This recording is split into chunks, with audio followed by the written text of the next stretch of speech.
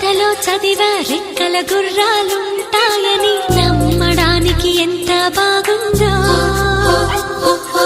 బాలమిత్ర కథలో చదివా పగడపు దీవులు ఉంటాయని